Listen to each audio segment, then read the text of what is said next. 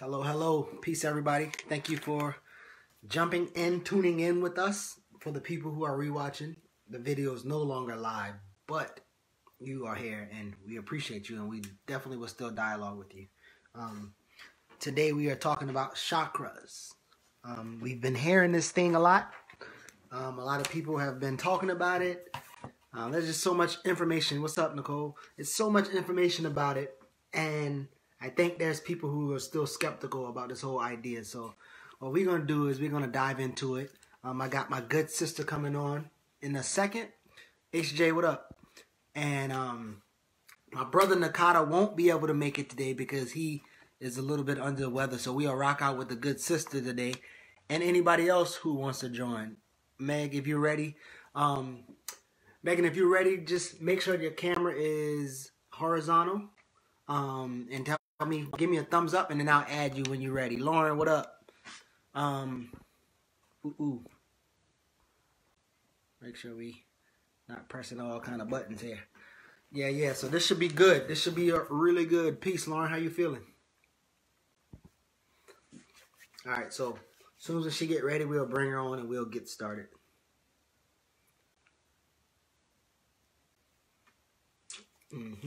Okay, you ready? Let's bring you on then. Let's see what we got here. Boom. Add.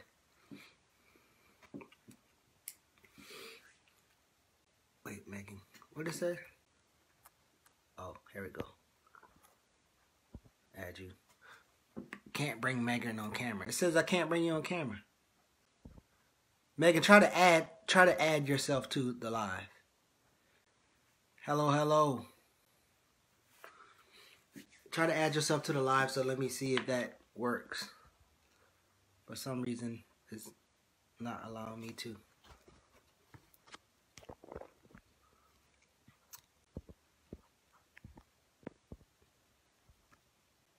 There you go.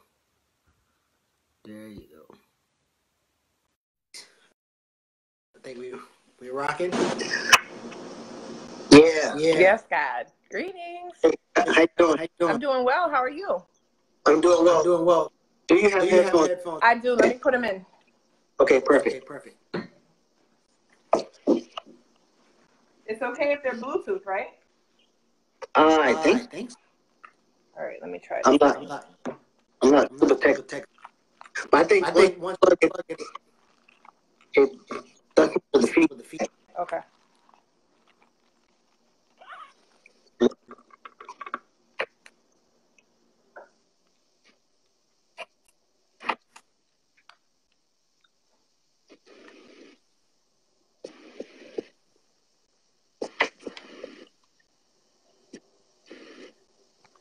Okay, hold on one second.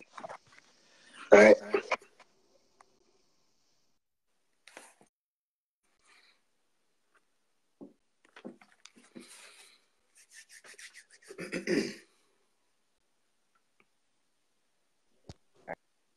All right. Can you hear me? You there? Yes. Can you hear me? I'm here. Yep. I can hear you. Okay. All right. Perfect. We're good to go. So, just you can tell the people who you are, what you do, and then we will get right started into the discussion. Okay. My name is Megan McPherson. I am a holistic health practitioner. I am the CEO of a holistic health company called Yes God Wellness. We specialize in mind, body, and spirit wellness, specifically focused on womb health. And I am also a personal development coach, and I have just recently launched my personal development business called Transformation Period. Yes, God. Congrats. Thank you. So I want to get into it. I'm gonna preface this question. I remember one day one of the groups I was consulting, we have these kids that score high on this ACE test, right? So they have a high adverse childhood experience, or they exposed to a lot of trauma, and so there's this trauma response group. And one of the things I recommended was, hey, we're gonna actually do. I'm gonna bring somebody in to teach the kids yoga, and they can do yoga, and it's trauma-informed yoga. And the lady was like, "Oh no, none of my kids will ever do yoga." And she's a Bible thumper per se, and I kind of know why she said we're not doing yoga. So my first question is, what is chakras, and how does it connect to spirituality, or how is it connected? Okay. So chakras are energy centers in the body, and they are specifically located. So I think, to preface that question, we all have more than there. The most talked about chakras are the 7 chakras, but we have more than 7 chakras in our bodies. They're basically energy centers and energy portals. We have 7 main ones that are basically go from the base of our spine all the way up to the crown chakra. And so basically what they are is energy centers. And so each chakra correlates with a different body system, and literally, like, physically a body system. And then also they correlate with different experiences. So for example, the root chakra correlates with survival, childhood, what we kind of just the basic instincts of survival. Then we have the sacral chakra, the solar plexus, the heart, the throat, the third eye, and then the crown. And I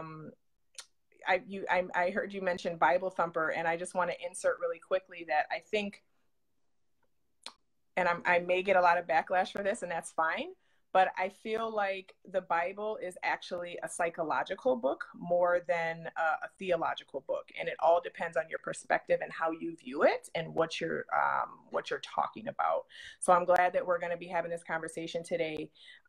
Yes, God. So I'll leave it there for now. Awesome. And that actually lobbed me up for my next one. So with the Bible being, and we're going to kind of get into some numbers later, but with the Bible being, I don't want to say everybody's or majority of people's final authority, right? Mm-hmm. Anything that's external of it, we kind of like, I don't know. Mm-hmm. So I want you to speak to this a little bit. So the idea of chakras is said to be originated from India, and connected to Hinduism. Mm-hmm. And if you are participating in it, does that make you Hindu, or is that like give you this Hinduist following in any way? Absolutely not. Chakras are really, again, energy portals, and energy is simply emotion. And energy is actually a scientific term, and everything is made of energy. So really, it's more of a scientific, metaphysical association versus a specific kind of religious or cultural thing, at least in my opinion. Energy is energy. Energy is emotions. Emotions are energy in motion. So we all have emotions. We all were created from sperm and an egg. That took energy for that to happen. That process required a scientific connection and a scientific process. So I don't think it has anything to do really specifically with any particular religion or denomination or anything. Okay. All right. Thank you. So let's get into maybe 4 of the chakras real quick, and then I want to talk a little bit more about what blocked chakras look like and what unblocked chakras look like, mm-hmm. in terms of your understanding or just what you teach. So in terms of like the root chakra, and can you kind of speak towards like what does that mean, or how is it like how does it look if it's blocked or unblocked in terms of like anxiety disorders and things like that? Mm-hmm. So this really closely correlates to a lot of my work because, again, we specialize in womb health. And one of the things that I offer as a service and I offer products around is vaginal steaming. And that's really my angle for steaming is, along with the physical, it's more so the energetic release that happens. So when a root chakra is blocked, we basically are holding on to a lot of trauma. We're holding on to suppressed emotions, suppressed childhood trauma, just suppressing. And I think that, suppressing your emotions is kind of it's something that's thrown around a lot. But what I like to tell my clients is suppressing your emotions can be as simple as saying, oh, I don't have time to deal with that right now. I'll deal with it later. you are suppressing your emotions. You're not allowing yourself to actually go and feel. And a lot of times we do that as children as a defense mechanism because we don't want to feel because it hurts. And it's our responsibility, once we become more conscious and more aware, to actually allow ourselves the space and time to go back and feel those things, and not necessarily rehash, but definitely revisit, so that we can feel those things, because the only way that we can release any emotion around anything is to actually feel it and release it. So when the root chakra is blocked, it looks like attracting toxic relationships. It looks like being in toxic friendships. It looks like, being depressed. It looks like having anxiety. It looks like masking emotions with food, with drugs, with alcohol, with television, with all kinds of things. Anything to not feel. Mm-hmm. Okay. And so I think as we talk about this, it'll be unique as we tie into different traumas that we all deal with. So I'm glad that you just said that. Let's go to the solar plex. Mm-hmm. In terms of being low, having low self-esteem, anger issues, and if you can you? I know you're sitting down, but can you point to where those things are? Yeah. So I'll point to where they are. Okay. Sorry. So down here where the genitalia is, that is the root chakra. Okay. Mm-hmm. This is the sacral chakra. So, or even in the back, mm-hmm. It would be like root, sacral, solar plexus, heart, throat, third eye, and then crown. And so the soul. I don't know if you want me to keep going. Okay. I was just going to say the solar plexus is really the chakra that deals with self-worth and self-confidence. So when that chakra is blocked, that looks like low self-esteem, which again translates into attracting or settling for dynamics and relationship dynamics that are not making us feel like we're worthy or that we're valuable. Okay. Do you think, and I'm gonna go off topic before I go back to the next, go to the next two. Mm-hmm. Do you think, in saying these things, talking about these things, what do you think is the most scary thing for people to learn about it or be open to learning about it? I think the most scary thing is that you would have to be vulnerable and perhaps understand and admit that the way that you have been looking at life may not have been accurate. And so that requires people to, it kind of shakes their whole foundation up. And people are really, really scared of that because people hold on very tightly to things that make them feel comfortable and things that justify their current lifestyle choices. Awesome. Okay. All right. Let's go to the throat chakra. Mm-hmm. How does that look being unblocked, especially in terms of speaking your truth, speaking up for yourself, focusing, paying attention? Yep. So there's a as with all the chakras, there's definitely a range of what an imbalance can look like.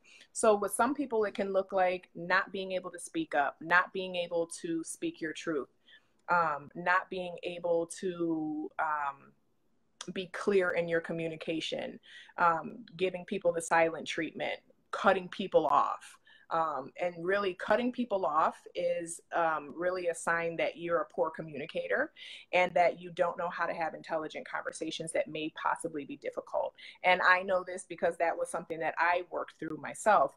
A misbalanced throat chakra can also look like being very aggressive and being very confrontational, and also not communicating properly on the other end, where it's more of an over insertion of your opinion or your voice or your position, and not allowing that to be a reciprocal exchange. Okay, let's stay there for a little bit. Cutting people off, is it more so cutting people off in conversation, or is it just like severing ties from people? I think it can be both. And is it ever healthy to sever? Like if somebody's toxic, when is it healthy to sever those ties with those people? Yeah. So I think that it's both. I think that it's cutting people off and then also cutting people off in conversations as well, because you're not really listening and you're not respecting the other person's time to speak. But I think that it is appropriate to stop communication with toxic people or toxic dynamics. I think what's it's a more emotionally intelligent and emotionally mature to voice your opinion, and if it's still not being valued or still not being validated, then you can go ahead and cut that off. But you don't need to keep repeating yourself and going over the same thing over and over once you have intelligently and mindfully expressed what your position and how you're feeling in any dynamic. Okay, I'm gonna read some of the comments and then I'm gonna respond to that and get your thoughts on it. Okay. Lauren says, "Lord, my throat chakra used to stay blocked." Mika says, "Thanks, Nicole. I needed this." So Nicole tagged a few people, so they on here. Crystal said, "Sacral chakra is the center of creation. It gets blocked by sexual trauma, rape, molestation, etc. When it's blocked, we can't create physically or manifest our dreams." Okay, so you was talking about maybe separating, right?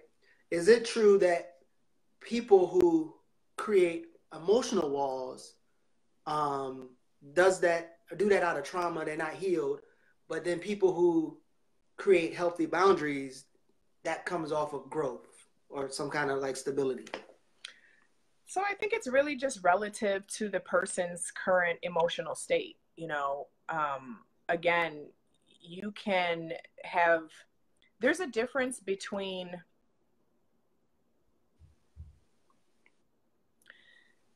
stopping communication without there being any prior clarification, and then actually being intentional about clarification, and then deciding that this is not something that you no longer want to be a part of.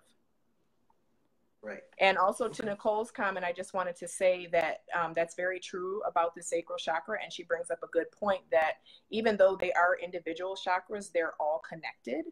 So when we have a blockage in one chakra, it usually kind of vibrates and resonates to other chakras that are, because it's kind of like a succession from the root coming up. And so if we have trauma, that's going to block our sacral, that's going to block our solar plexus, it's going to affect our heart, which is going to affect our mind, which is going to affect our consciousness ultimately. Okay. Let's get the one more chakra before we get to some other questions. But the crown chakra, isolation, emotional distress, being disconnected. Can you kind of explain when that's blocked or unblocked?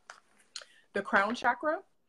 So the crown chakra is, from my understanding, your point of enlightenment or your consciousness, meaning what type of things you're open to, what level of understanding or willingness to understand unknown concepts. Sorry, I forgot the question. You said, what was the question about that? So what does it look like unblock or block, and I guess how does it affect being unblocked or a blocked crown chakra looks like someone saying, my kids are never going to do yoga. That's what a blocked crown chakra looks like. It's a judgmental, critical, closed and narrow-minded view of any other different belief system that may be different from what your current belief system is. Okay. So I've been, hearing things like you kind of touched on it earlier about the 7 main chakras. Are there 7? Are they 12? 100 plus? Like, how many chakras do we have? I mean, it's my belief that we have hundreds of chakras. We have chakras. There's a chart that goes past the crown chakra up, but then we have chakras in our fingers, we have chakras in our toes, we have chakras all over our body. So the number 144 is popping in my mind. I don't know why, it just popped in there. I don't know, maybe I read it somewhere, but I think that it's way more than 7 or 12. Okay. Got one of the questions for the brother Bruce. He says, depending on the circumstances, is direct communication always warranted before an individual sever ties with another one? Not if it's repetitive, not if you've already communicated it once. Okay. Cool. So, in terms of the colors of these chakras, like, is there a significance, or what is the significance in these colors of the chakras? So the colors really correlate to, so now we're getting into talking about auras, and more the colors of energy. And so, the colors, I'm sure everyone has heard of Roy G. Biv. We learned about it in elementary school, the rainbow, red, orange, yellow, green, blue, indigo, violet. And so each of those colors basically correlates to one of the different 7 chakras. So when you're talking about healing and balancing your chakras, you would want to take that into consideration in terms of color therapy, in terms of crystal therapy, in terms of different herbs that you can use for your physical health. So you can really kind of use those colors to, nature gives us a lot of clues. And so, when we're looking at different modalities for healing, we can get a lot of clues from just looking at nature and looking at plants, looking at flowers, and determining what type of plant matter is going to be best for healing what particular chakra. Okay. I got a question from Mika. Lauren answered the question, but I definitely want your perspective as well. What's the best way to open all of the chakras? And then how would I know that they are open? So there's a lot of different ways to do that. You can go to someone else to actually measure your chakras and kind of see if they're in tune or not. And a lot of people use Reiki as a tool to kind of balance their chakras. A lot of people have another person use a pendulum to kind of get a read on the vibration surrounding a particular chakra. I personally believe that fasting is very beneficial for starting to balance out chakras, because when you're fasting and you're depriving yourself from food, your body basically has to go into itself, and it begins to start bringing up not only physical debris in your body, but also emotional debris. So that's a really good way to start to dig into your imbalanced chakras. And in terms of how you can start to correct that or align those, is to, number one, being in nature is very beneficial.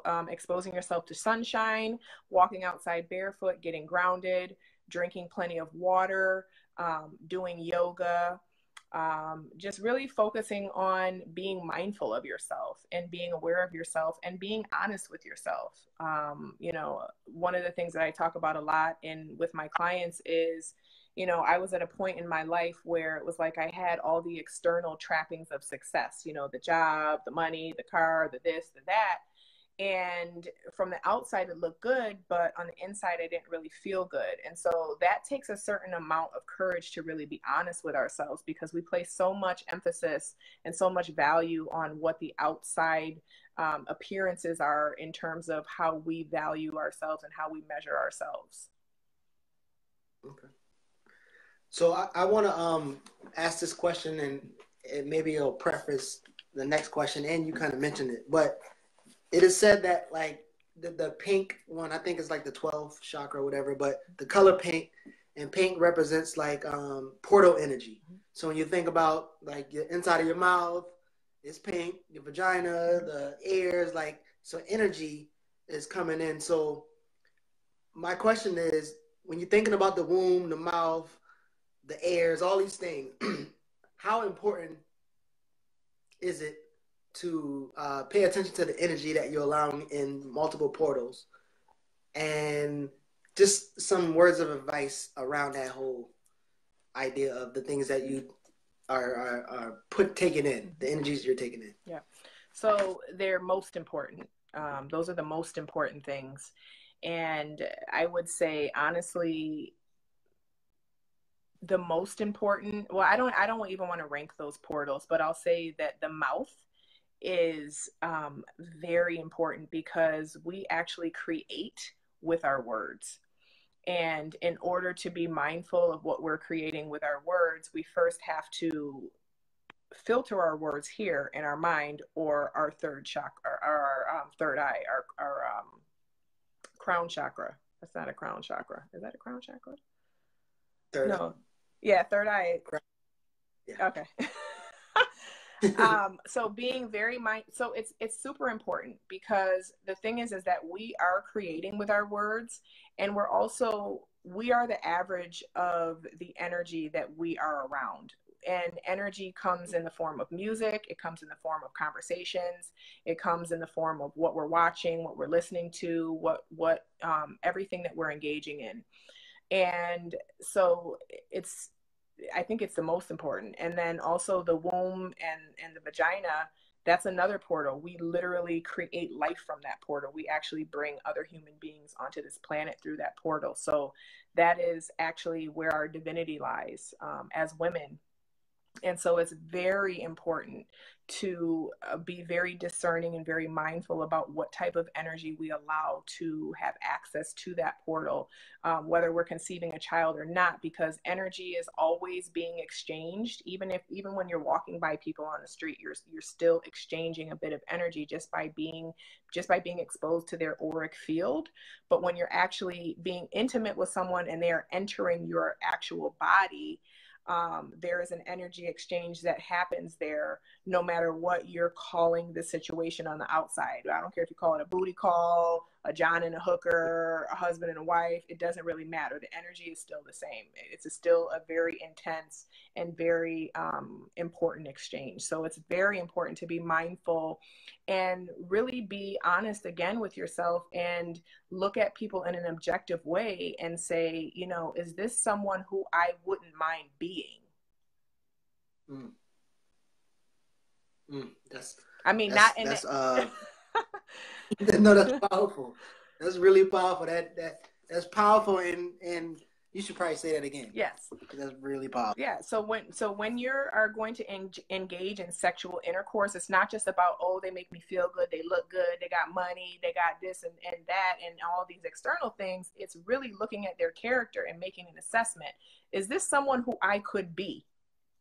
And also taking that a step further and taking it to the ears and the mouth. Are these words that I can live by for the rest of my life? Am I listening to people who represent who I want to be and who I want to show up as in the world? And that question right there can make decisions very easy about who you're spending your time with and what type of activities you're engaging in on a day-to-day basis. All right, okay. I'm one with the force, and the force is one with me. So, yes, God. Another question. That's powerful. That actually made me think about. I remember I used to say that if I can't see that person as the other half of raising a child, exactly, then you shouldn't be having sex with them. Yeah, and I used to say that, but I never really thought. I never really conceptualized do I want to take on the identity of that person? That's even another layer. Yeah. You know what I mean? Because you are going to, because when you have a child with someone, you basically are merging your identities together. That's what you're doing when you're procreating. So yeah. Yeah. Well, I heard something about the conjuring up of spirits. So you're conjuring up spirits. Yeah. And the thing of it is that it's an actual, it's a cellular lineage, and that's why it's so important to really be discerning and really be willing to invest in your own self and your own personal development, because also energetically, we are only going to attract and be attracted to people who represent who we really are. So, and this is what I coach a lot of my clients on the personal development side, when we talk about relationships and breakups and betrayals and cheating and heartbreak. It's okay, it's the easy thing to, blame the other party and say, okay, they did this to me and this to me.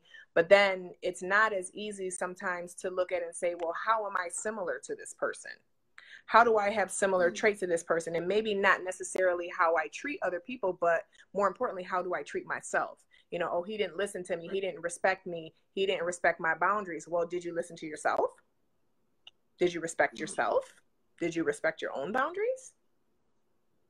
Right. And if you had, would you have been in that relationship? Uh-oh. Uh-oh. So what, in South Carolina, well, not next South Carolina, but in Charleston, the Gullah area, we talk about people out being.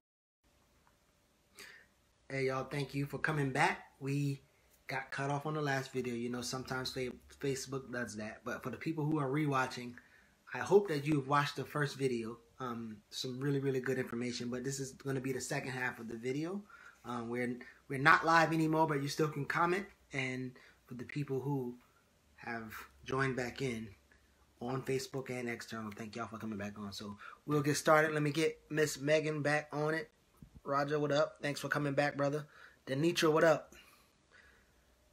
Danitra, I think every time our first video cut off and then the second video cut on, you always pop up. So maybe there's some energies out there that say we got to get Danitra on here. And so they cut us off until we get Danitra on here. Maybe that's what it is. All right, brother. Peace, peace. How you doing, Danitra? Clickbait. You like that clickbait? Back? Yep. Let me turn. I'm gonna turn the light on because the sun's going down. Okay. Yeah. Yeah. The sun is going down. Yeah. As soon as we started getting into it, they don't kick us off. Yeah. Well, you know, that's how it goes sometimes. So what I was about to ask is, there is, you know, some touchy topics or subjects when you get into chakras or healing yourself or whatever. From your understanding, how does like food and your choice of food, chakras, and all these things that's associated with it, how does that kind of connect? And then what is your advice around those things? So food is very important. First and foremost, I would say about 95% of especially Americans are addicted to food. We eat way too much food, like entirely way too much food. I think that eating 3 times a day is completely unnecessary, especially the types of foods that we're eating. We're eating a lot of processed foods, we're eating a lot of sugar, we're eating a lot of starches, and that's why we're so obese. Most of us are obese, and that is huge in the way it impacts your chakras and the way it impacts your ability to be clear-minded and your overall health. I mean, physically, it's not healthy. Our bodies are being taxed with trying to process and digest all of this crap that we're eating. And then we keep eating. We never stop. We never stop eating to give our bodies a chance to go back and process all of the crap and basically toxins and poison. We're basically poisoning ourselves. Most of us are poisoning ourselves every single day. And we're doing it in the name of, you know, oh, it tastes so good, or oh, I got to go to lunch with my friends, or oh, I got to, you know, I'm going to have drinks and celebrate this and celebrate that. Celebrate yourself. Like, you know, celebrate your health, celebrate your longevity. And then we wouldn't have to run to doctors to get all these medications and pills to try to cover up the fact that we're making poor decisions about what we're putting in our mouth every day. Sorry, I just had to go on that little rant for a moment, but I think I think it definitely affects the chakras because, you know, again, chakras are energy. And when our energy has to be taxed with trying to basically clean our bodies out and go through the excess fat and the excess food that's hanging around our stomach and our arms and our legs and everything else, it is not going to really be able to be in alignment in terms of how our chakras and our portals are swirling. Okay. So I just popped up on this video and I said, oh, look at her, she's talking about chakras, but I'm new to it. Is there a book that you would recommend for beginners or people who And I know we in a new age now. I So was gonna say Google. Google, I would recommend it.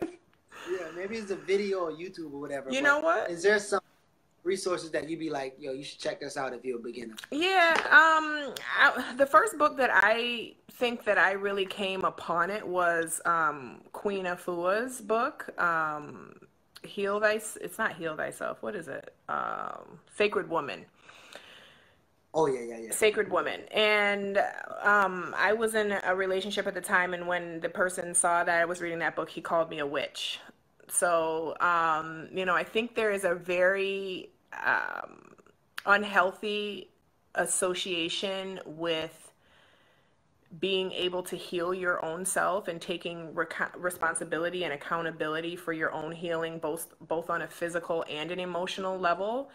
And that's associated with like being a witch. And if you think about the term witch, it was basically women who were healing themselves. They were using herbs, they were using the earth, they were using energy.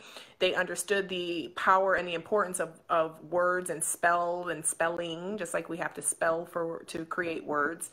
So I would say, if you're open to it, Sacred Woman would be a good book. It's kind of heavy for someone who is, not necessarily on that particular path in life. I think I'll just speak for myself. I was led to Sacred Woman because of pain.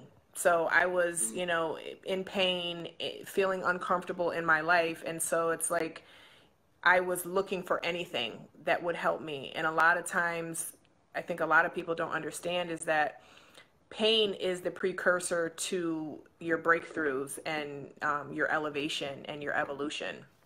But I think they have a Chakra for Dummies book. I believe they do. And yeah, for some lighter things, I don't really know. Me personally, I would just Google it. I haven't really read too many actual books on chakras as much as I have read about chakras on the internet. Okay. Danny says, I was just telling someone to eat the rainbow, not just for our physical health, but also our emotional health. Mm-hmm. Lauren says, I would also suggest eating foods relating to chakras, except, example, heart chakra equals green vegetable fruits. Yep. Danny says, the Chakra Bible is dope too. Let me see what else. I'm reading a couple more comments. Okay. Witch equals wise woman. Facts. Hey, I'm going to tell you this, though. Whoever was marketing Sacred Woman is a beast. Yeah. Like, that book is probably on every black woman that I know bookshelf or in their book bag. It's a whoever did that, they did a good job. Yeah. So let's talk about this new age, the new age movement, right? When we at times take traditional things and use it the way we want, right? So this really meant this, but I'm just using it for this or whatever. Is there any rules around chakras, or is there any I don't know what the word I'm looking for, but is there connection to the traditional, or can you kind of create what you want with it? If that question makes sense. Yeah, I think that the main gauge for anyone, and no matter what they're doing, is how they're feeling about it.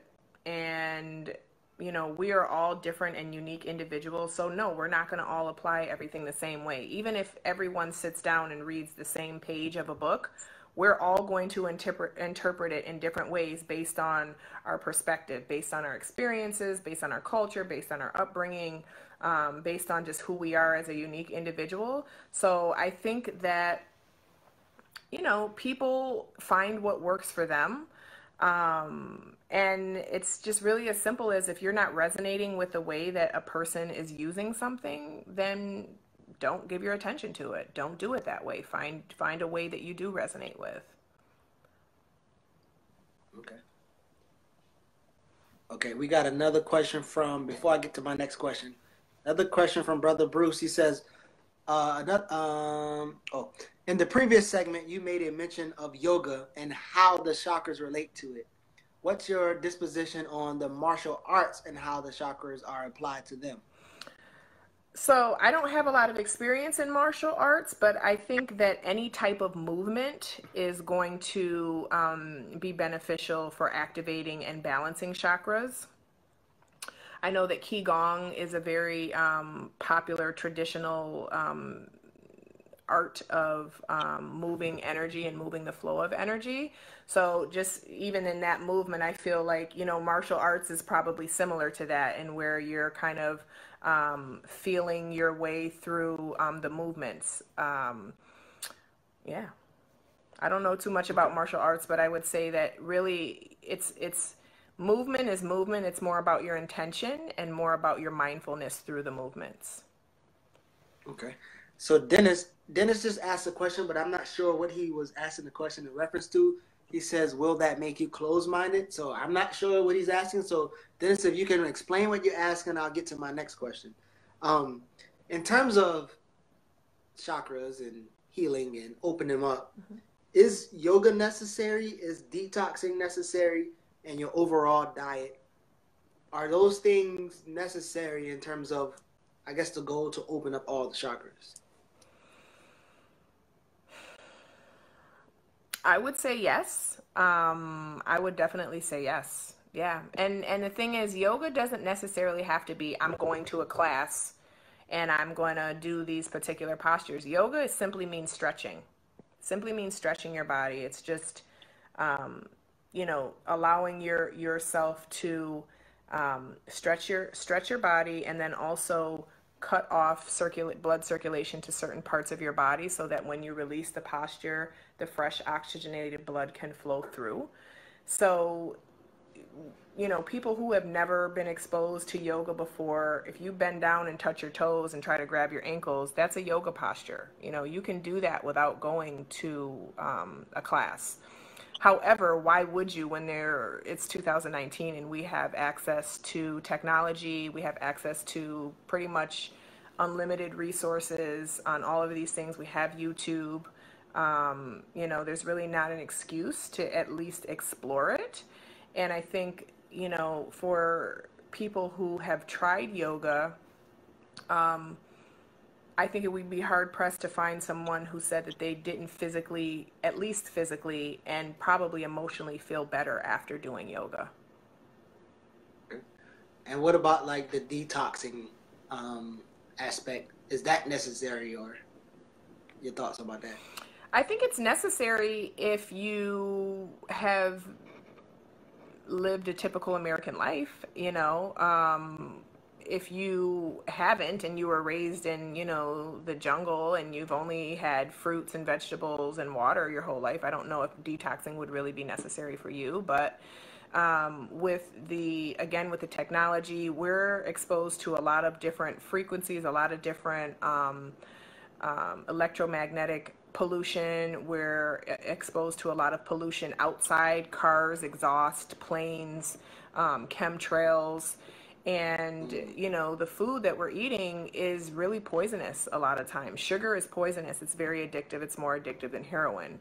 And again, if someone hasn't partaken in those things and again lived in the jungle, sure, maybe detoxing wouldn't be necessary for you. But if you're watching this Facebook Live, you probably haven't, and detoxing would definitely be beneficial. Awesome. So Dennis was talking about in reference to finding people you resonate with. Mm-hmm. Does that actually equate to being closed-minded?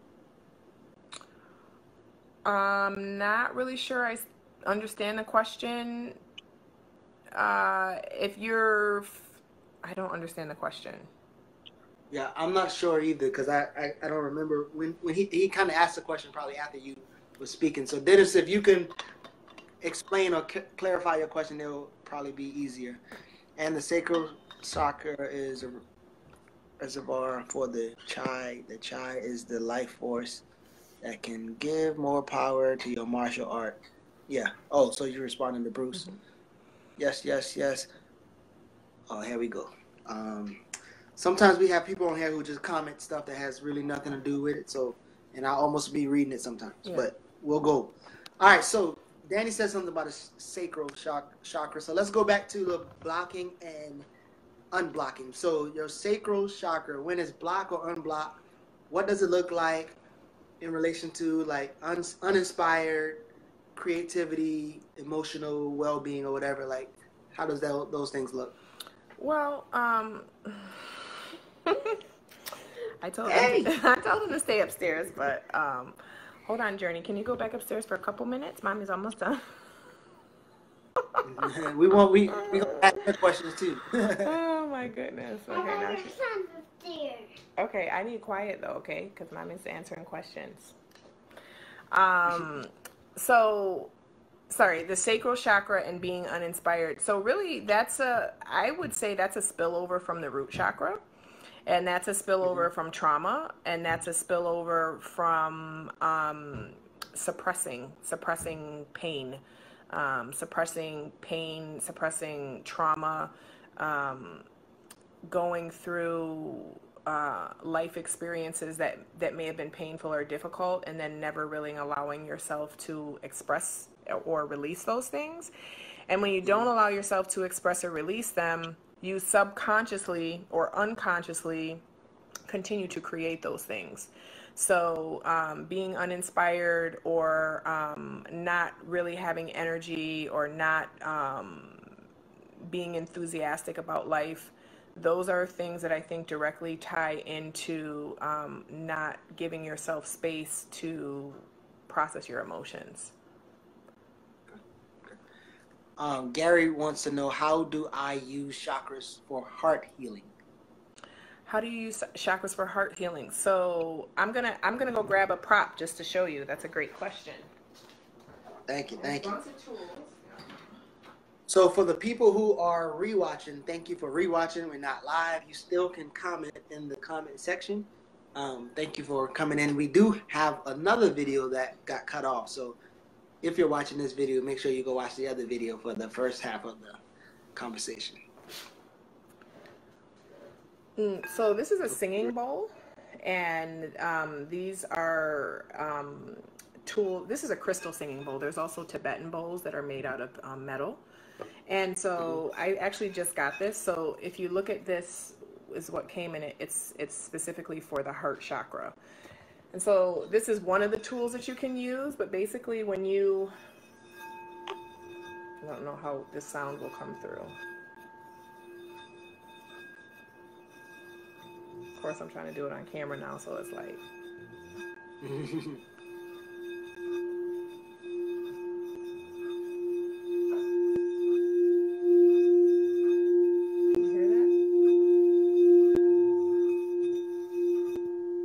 So I'm not sure how well you can hear it. It's actually pretty loud on this end. But there's an actual vibration that I actually feel that's coming from that sound. So sound therapy, in other words, is one way that you can work on your heart chakra. The way that I have a lot of my clients work on their heart chakra is through writing, is through journaling, is through going back through and actually confronting the other person that was involved in your trauma through writing letters to them and allowing yourself to be angry, to be hurt, to be vulnerable, to really express yourself and say the things that you could never say to them or you would never say to their face. So you're actually providing yourself a safe space to go through and process those emotions without it necessarily being something that needs to be expressed externally. And the beauty in that practice is that because of the way that energy moves and works, which is way too much for me to get into in this particular live, but the person, if granted, if they're still alive, will receive that communication. And the universe is so perfect and so scientific and mathematic that it will deliver the message in the way the person needs to hear it. It won't necessarily be, whatever you said and however angry or you were, but that person may start to have revelations of, wow, maybe I should think about what I did, and maybe I should try and forgive myself for what I did, or try to ask forgiveness. I've personally had that happen to me in a lot of different situations where there was some type of physical falling out or confrontation, and instead of you know, going to the person directly, I would go to my journal and communicate with them there, and then randomly the situation would resolve itself, and you know, there would be no hard feelings or and whatever. So I think writing, sound therapy, the heart chakra, again, I think the whoever commented about eating green types of whole foods, fruits and vegetables that are green, and also just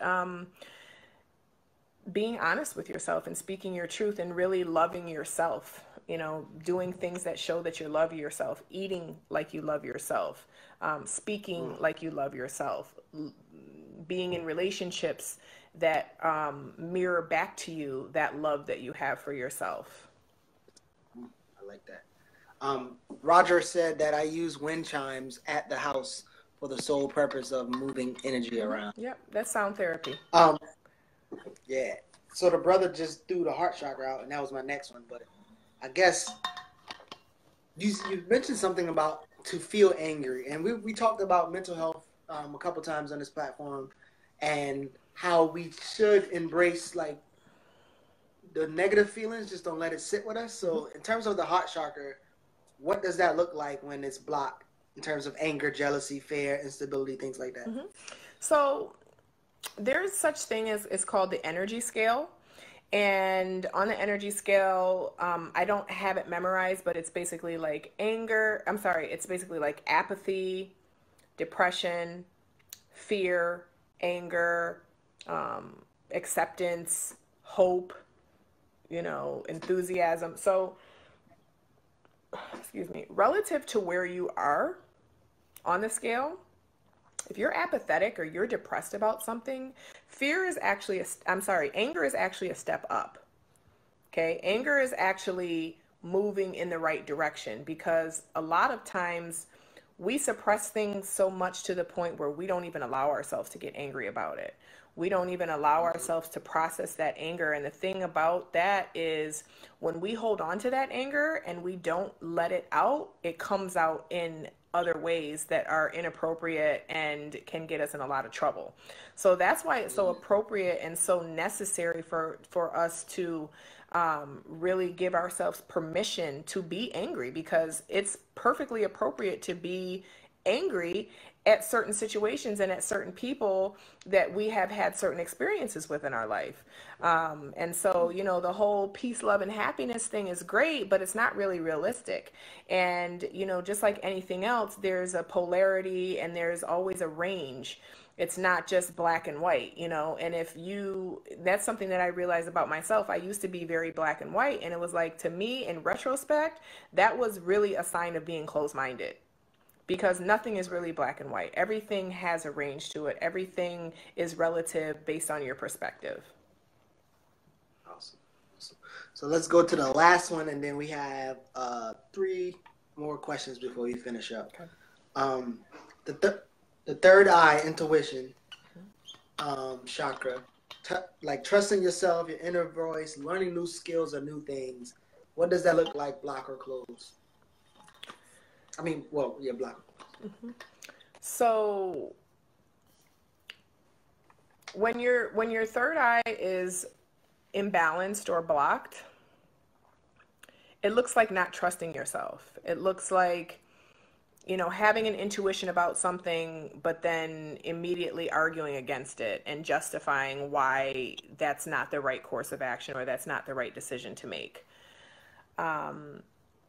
And again, you know, really working on your personal development and going into, I have a lot of different journaling techniques, but really just getting to know yourself and getting to explore some of the negative programs and some of the negative mindsets that run through our mind all the time, that have most times started in childhood and then are also affected by society, academics, different messages that we've received throughout life. This basically telling us that we need to question and second guess what it is that really makes us happy and what our passion really is, and really being more concerned with another person's response to our comfort than we are to our own comfort is a sign of the third eye chakra being a little bit blocked.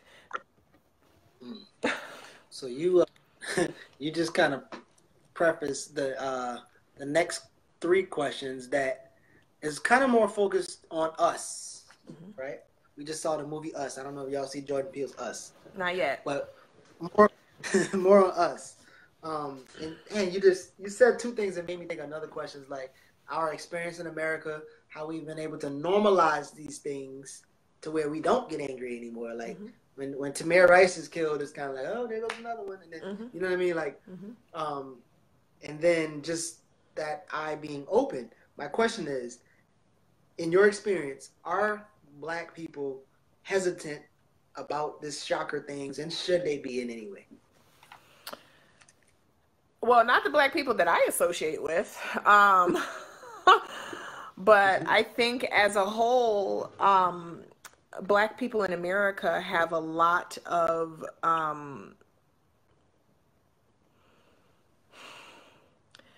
I think that Black people in America would be very wise to begin to look at the way that they're operating and what they're creating with their thoughts, with their attention, with their focus, and the ways in which they respond to trauma. You about to say something else? I was, but I don't know how deep, because this is like I think this is a whole nother topic. This is kind of like walking on a landmine, you know what I'm saying? Like, you can go a little deep, because when you just said about trauma, the next question is in line with that. So you can go a little bit deeper if you need to, and then we'll. Well, how about you ask the question, and then I'll see how going deeper would be relevant to both of those questions. Okay, so roughly 79%, almost 8 out of 10 Black people in America identify as Christian. If we are honest, that thought process over there has traumatized Black Americans a lot. So in reference to what we're talking about, what would be your words of advice to those people who identify in that group? Like, you know what? Let me grab another prop, because I just got something yesterday. Somebody handed me. If I didn't throw it out yet. Oh no, I think I threw it away. I love that you got props. That's Let me check one more place. That's making it even better. All right, so again, for the people who are rewatching, we are talking about chakras. This is the second video. Our first video got cut off, so all you have to do is go on my page and go to the first video to get some of this. So what do y'all think about so far? How many people are new to this whole idea of chakras, and how many people are comfortable or well-versed with it?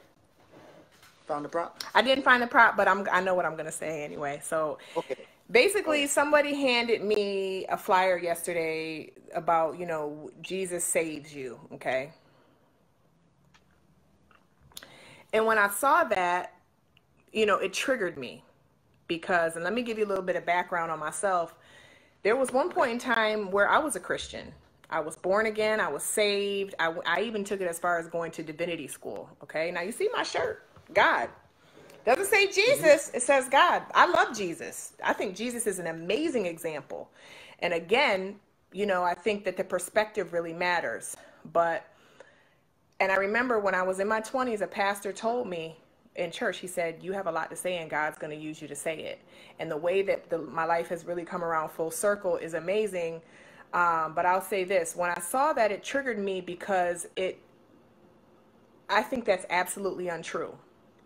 I don't think anybody can save us. We have to save ourselves. And the fact that, the doctrine teaches that, we were born sinners, how? Let's be critical and logical about that. I don't know if anyone's ever, if you have children, if you see a newborn baby, what did they do?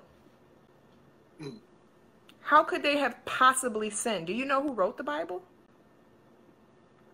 Do you know the historical, political, economic context of the Bible? Do you know the people who were benefiting by spreading this type of doctrine?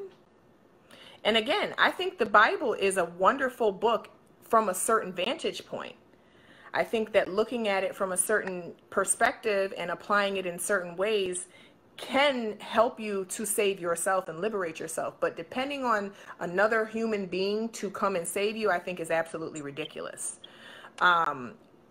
When they talk about, and it's funny because I just was exposed to this information a couple months ago, but this is what I mean about it being a psychological book. When it talks about, he who findeth a wife findeth a good thing. Okay, that's literal, but also, what if the husband is the conscious mind and the wife is the subconscious mind, and they find each other? Now, again, this requires some open-mindedness, some willingness to let go of some of these things that a lot of us, especially in the South, have deeply steeped in our culture and in our family, okay? And I think that there are a lot of good parts about religion and Christianity from an energetic perspective. I think that gathering together is amazing. I think that praying is amazing. I think that, believing that things can change and believing that, change is possible is amazing. But I also think that, if you're a Christian and you're, in church and your body is a temple, why are you fat?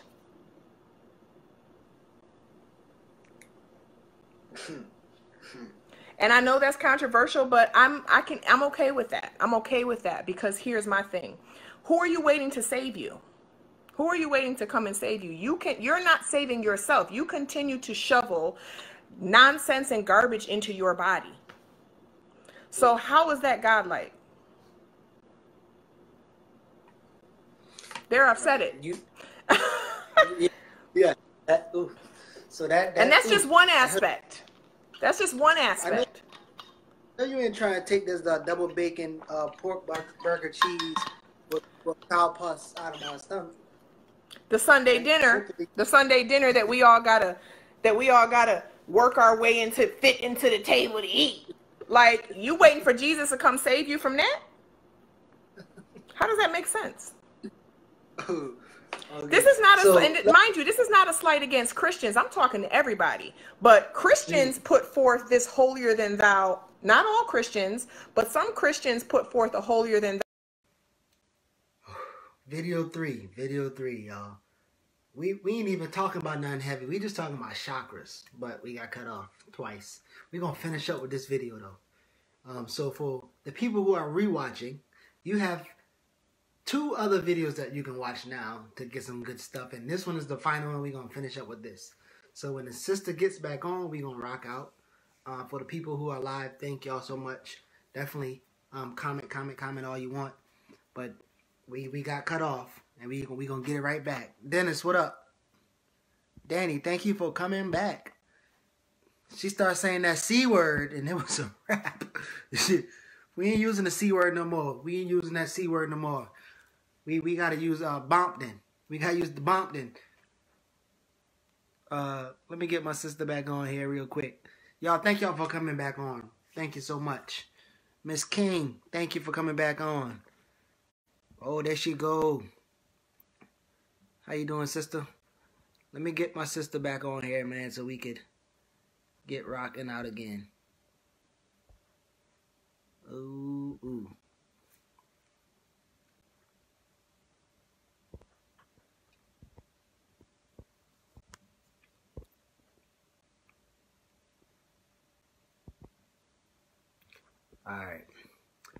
All right, y'all. Woo. All right, so we're going to finish up. Y'all, Ernest, my bad, man.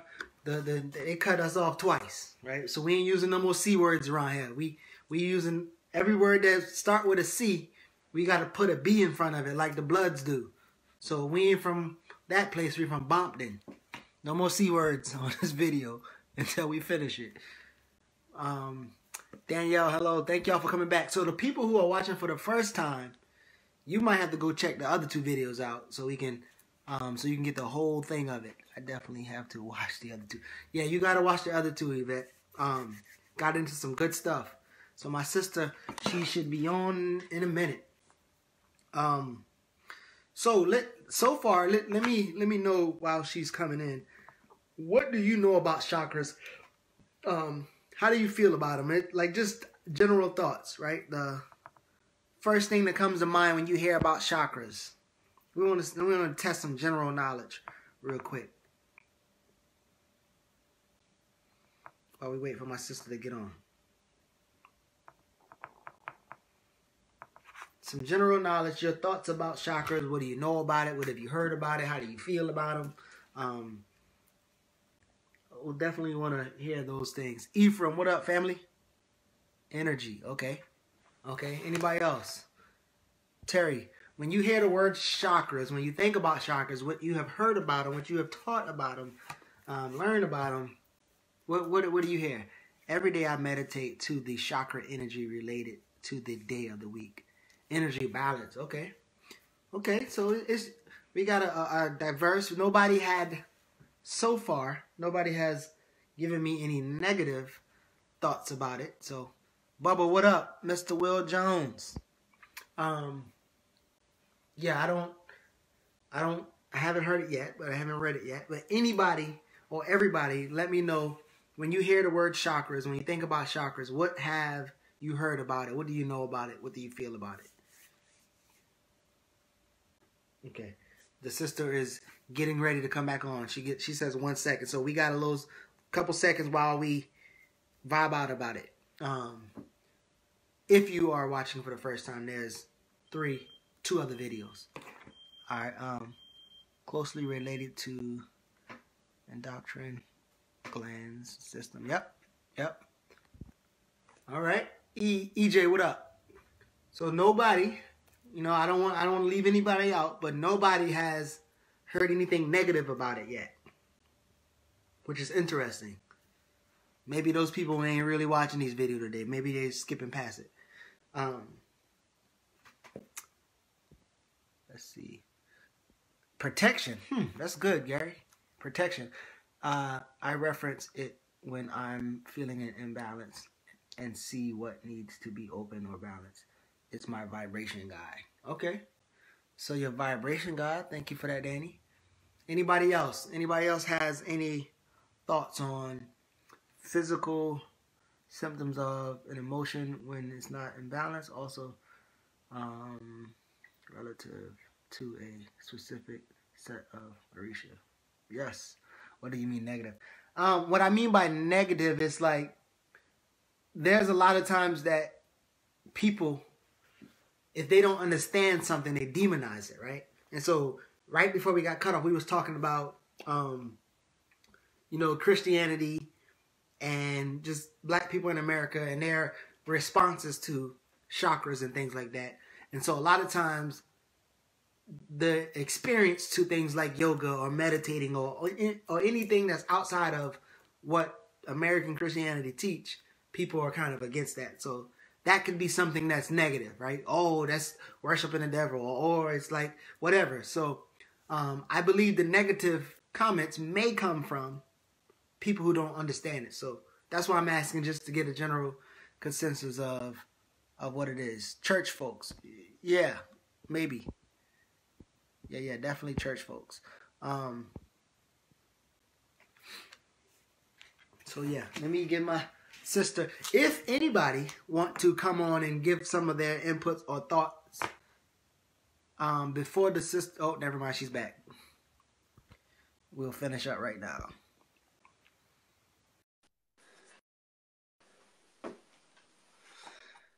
All right.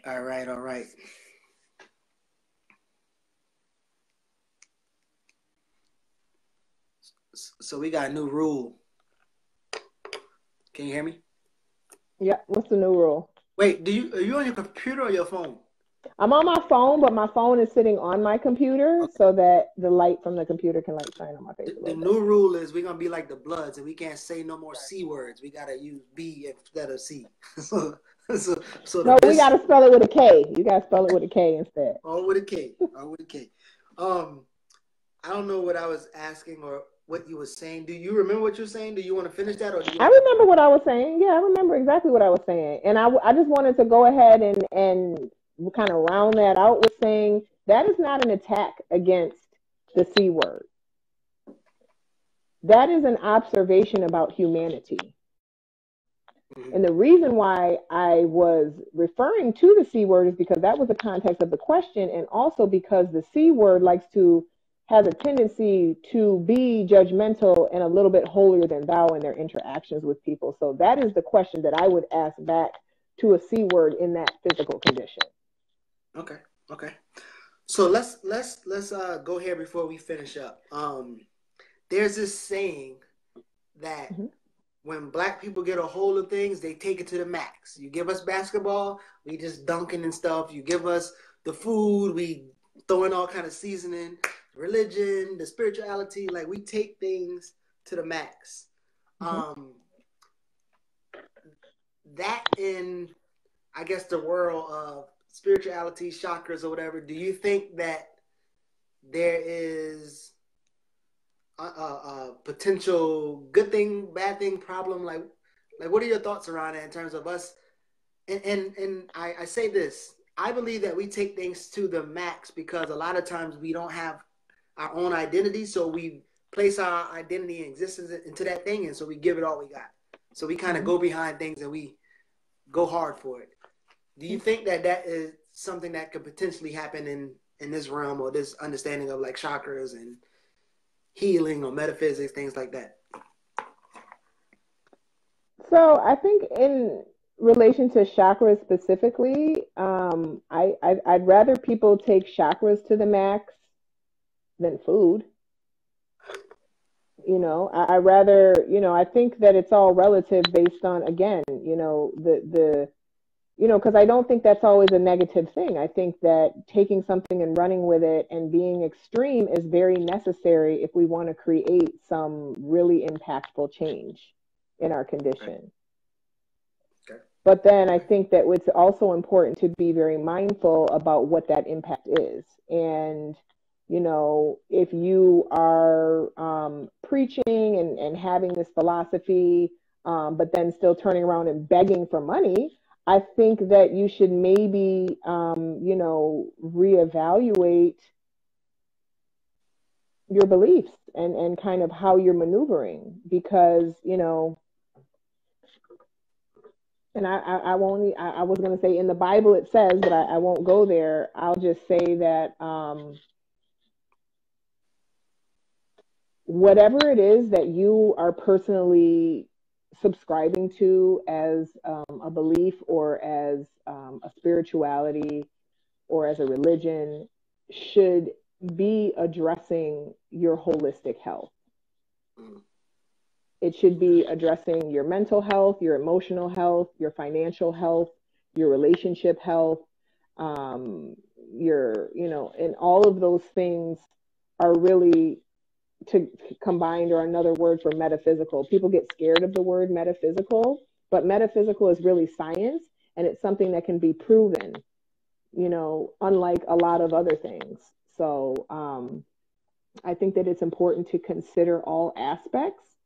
And the God that I believe in, you can call it God, you can call it universe, you can call it whatever you want to call it, but it's very abundant. And so there really isn't lack unless I think that lack is created in the mind. Mm. Awesome. Question.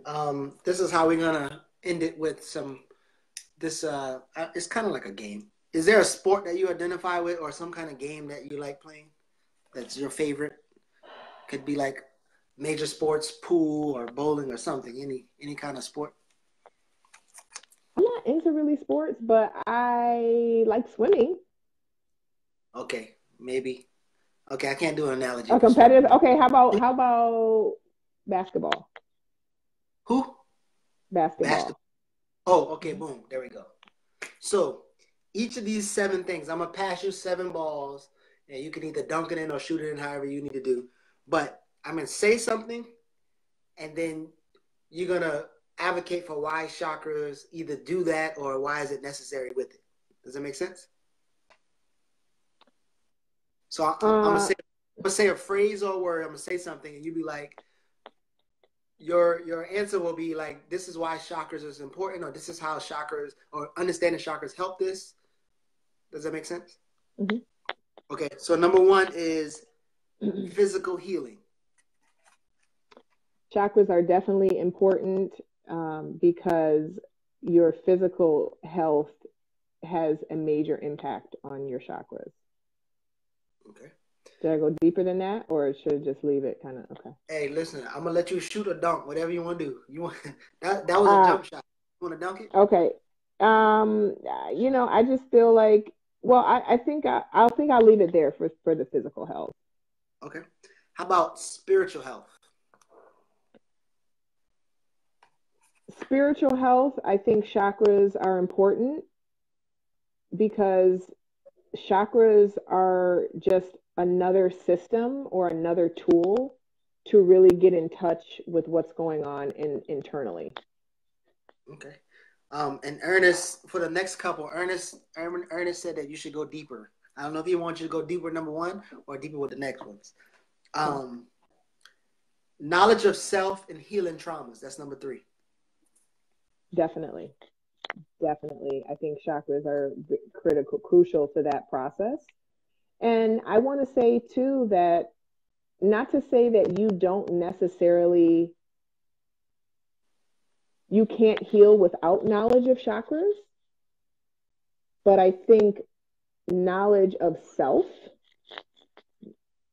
is really is in very close proximity to what the chakras are. So I feel like the chakras are kind of like a chart or like a framework to deal with, your internal stuff, whether it be self-worth, whether it be trauma, whether it be confidence, whether it be your heart, matters of the heart, whether it be your communication, whether it be how you're thinking.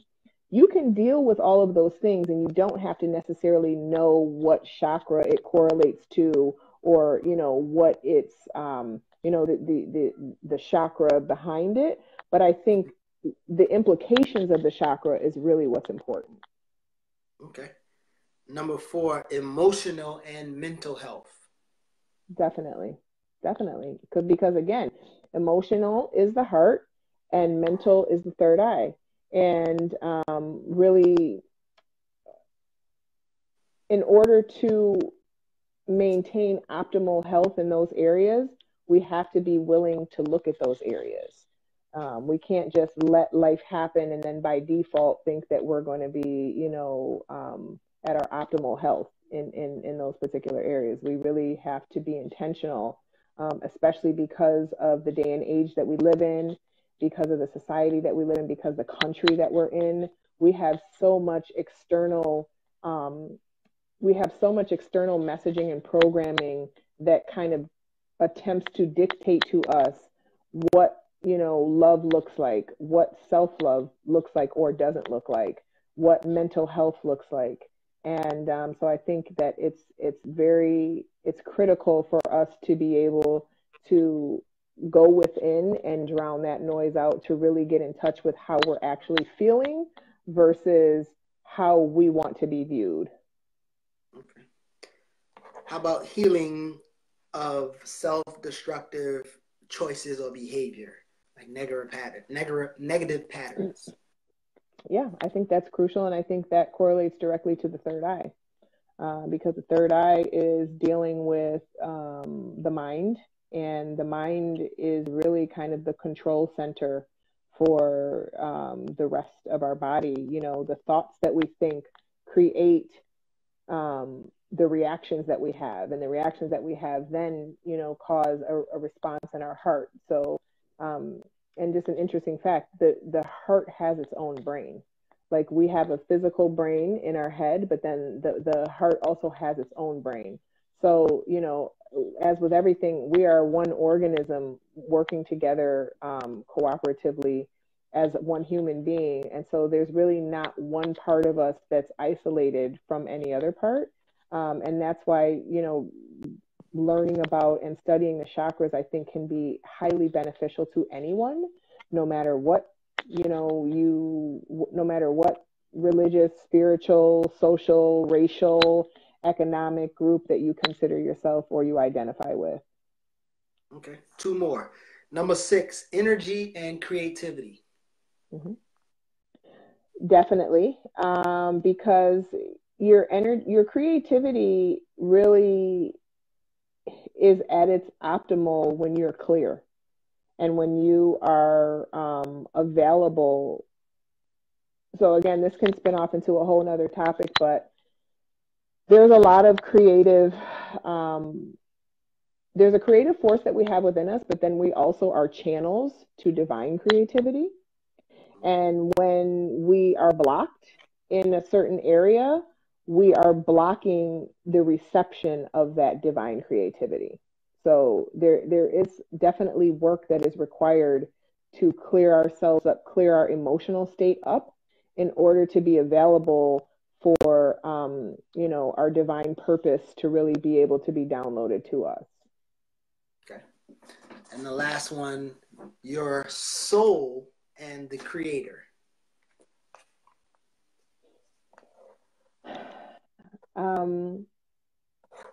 I think that chakras would be helpful, but again, like I've mentioned, I don't think, you know, having specific knowledge of chakras is going to block you from doing that. There's differing kind of opinions on what the soul actually is.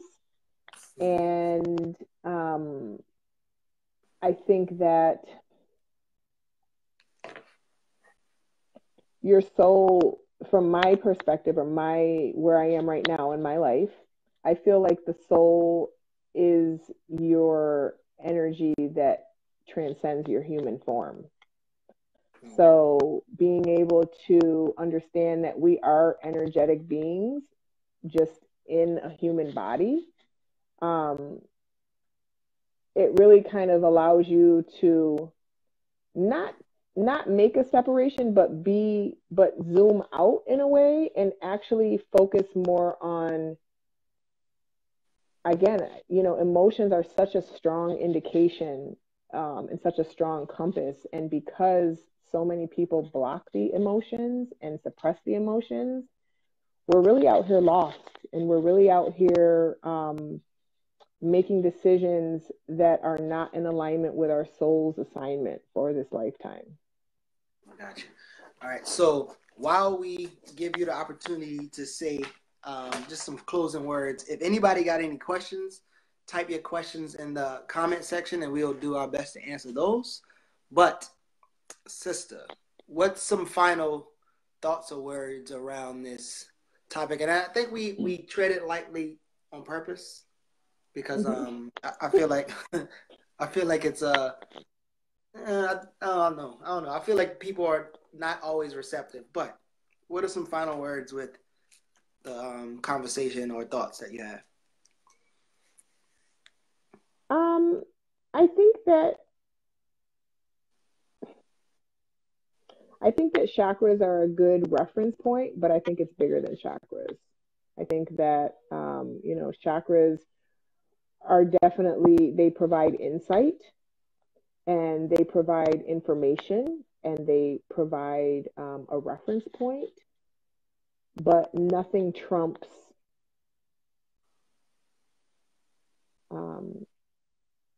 being honest with yourself about you know, your past, your toxic behaviors, your toxic patterns, your toxic self-talk, you know, your toxic, you know, just things that can be improved and things that can be the areas in which you can find progress. And I think that chakras are a great tool to navigate those things.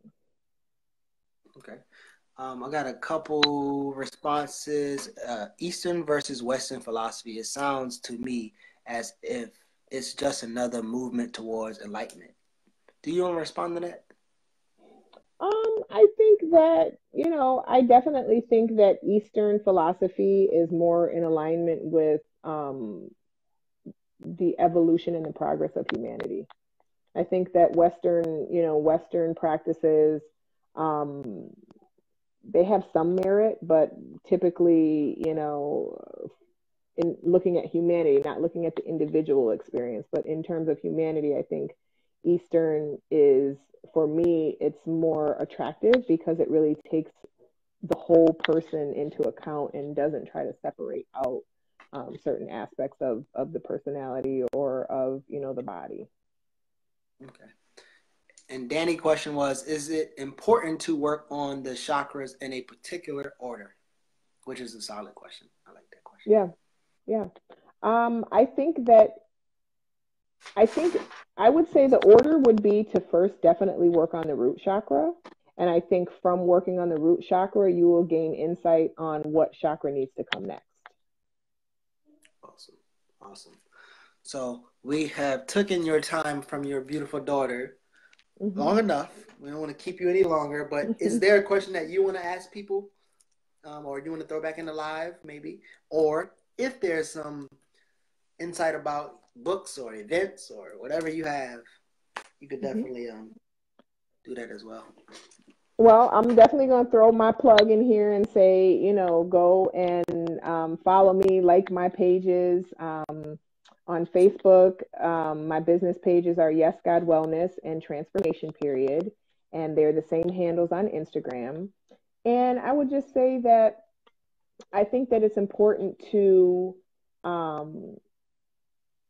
start to trust your intuition. And if you get an intuition to do a particular thing or, make a particular move, trust it and see what happens. And I guess a question that I would ask is, I guess I would charge people to ask them, what is one toxic behavior that you think that you might be open to releasing? Awesome. I like that one. So yeah, I'm paraphrasing, not paraphrasing, but restating. What is toxic behaviors that you, and this is for everybody, that you are open to releasing? To releasing or even looking at. To looking at. All right. So if y'all know this is a safe space. So if you are inclined, what is a toxic or some toxic things in your life, behaviors in your life that you are open to looking at or addressing? Ernest, we did mention some books, but do you remember the book that you? Oh well, The Sacred Woman was one of them. But do you remember any other the books that? Because Ernest is asking for book recommendations. So Sacred Woman, I would say Think and Grow Rich. I would say Outwitting the Devil. I would say Levels of Energy by Fred Dodson. I would say anything Napoleon Hill.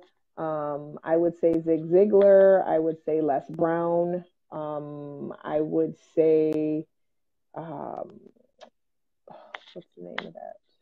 I can't remember the author, but it's Jace. I'm doing something, honey. You're gonna need to wait a minute. Dynamic Laws of Prosperity by Catherine Ponder. Yeah, I think that's a nice starting point. Okay, cool. Thank you so much for the comment on my earrings. You can find them I on was my actually website, about to read that one too. Yeah, they love your earrings. They love your earrings. Thank you. So I'll post a list from the other video. I think I remember, but I'll tag you in the video. Okay. You want to know about the book? I don't know if anybody else want to address those things, but suppressing emotions and lack of effective communication, root chakra and throat chakra. That's from Danny. Okay. Yeah. Yep. So by all means, definitely y'all connect somehow. Yes, maybe inbox each other or whatever. Thank you again for your time and your power. Yes, God. Thank you for inviting me. Yes, ma'am. I appreciate you. Everybody else, I see y'all. What's today? Is today Sunday? See you Wednesday. So okay. Peace. All right. Peace.